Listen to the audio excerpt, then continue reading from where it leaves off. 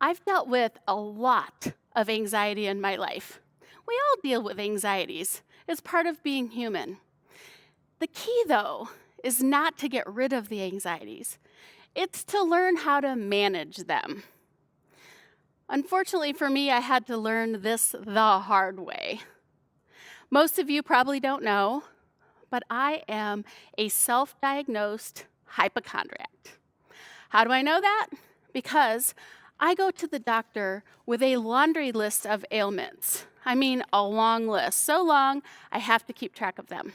It goes like this: extreme exhaustion, mental cramps, severe back pain, depression, anxiety, asthma attacks, cold sweats, heart palpitation, feels like I'm going to have a heart attack, hot flashes, middle of the night nausea, more heart palpitation, shakes, nightmares, dry mouth, sweaty palms. And that's just on Tuesday. So you can imagine what happens when my husband announces that we are going to go on the trip of a lifetime to Costa Rica. I'm totally freaked out because that is super duper far away, and I'm going to have to get on a plane to get there, and I have all this anxiety about being on a plane. But I calm myself down because I find online that there's this really cool monkey boat tour.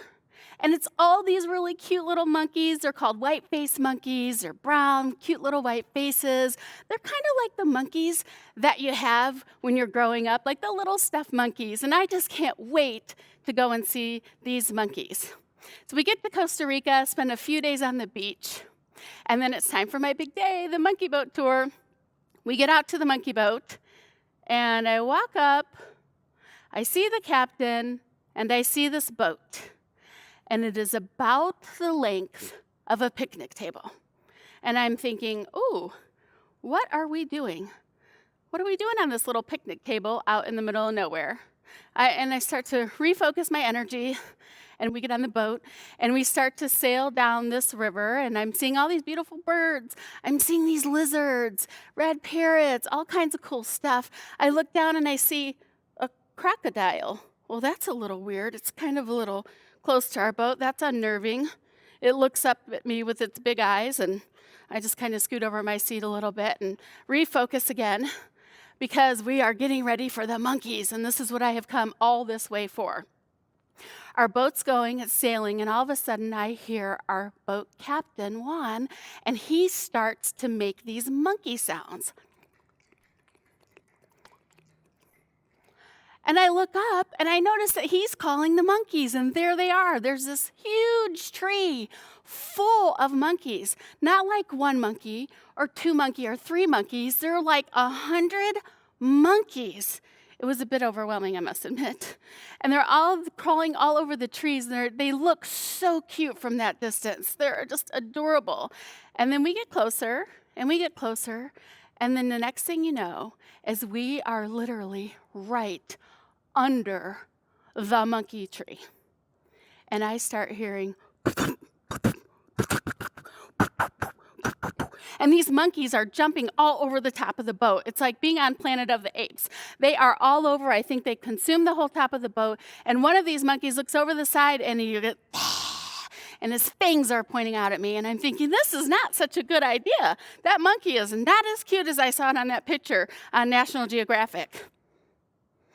And then the monkey boat captain pulls out this big bunch of bananas, and he starts peeling them back one by one. And then he takes the bananas and he lures the little suckers onto our boat. And then he's luring them person to person to person to person until one of them lands on my shoulder. And I'm thinking, just breathe. You can do this. It's okay. It's just a little monkey. Just a little guy. And I start petting his foot. Oh, nice little monkey. Yeah, you're a real nice little monkey. I think it was a different one than the one that had the fangs out at me earlier. It seems to be okay. Okay, I think that's enough.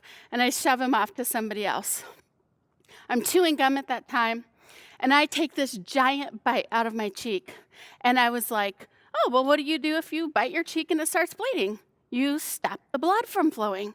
So I take my hand and I put it in my mouth. Uh-oh.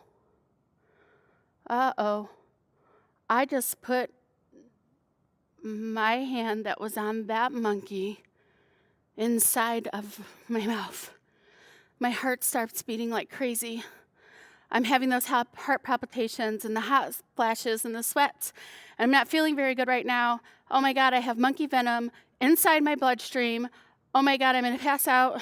Oh my God, I am so gonna die. So I sit down, I put my head between my legs, just breathe.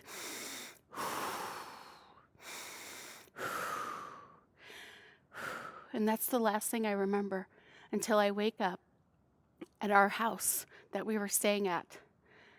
And I realize that I had just ruined my entire trip. Why am I telling you this?